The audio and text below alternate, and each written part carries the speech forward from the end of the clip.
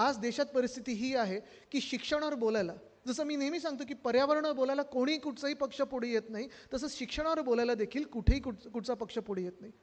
जगभरात आज ह्या वर्षी आपण पहा 2024च्या सालात साधारणपणे 50% जग हे निवडणुकीला सामोरे जात आहे. सगळे मोठे मोठे देश असतील, मग आपण आहोत, युनायटेड किंगडम आहे, युनायटेड स्टेट्स ऑफ अमेरिका आहे, फ्रान्स आहे, कितीतरी देश असे आहेत जे जगात सर्वात पुढे आहेत.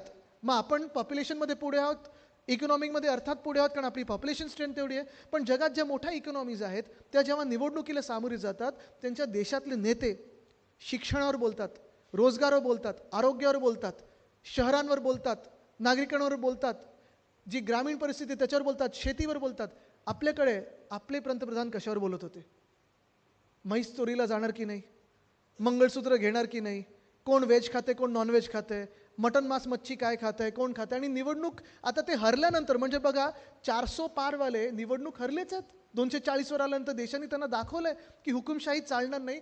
तरी देखील हे सगळे विषय सोडून तुम्हाला कुठच्या जातीने मतदान केलं, तुम्हाला कुठच्या धर्माने मतदान केलं, तुम्हाला अमुक लोकांनी मतदान केलं, अरे सगळ्या नागरिकांनी मतदान केलं आहे.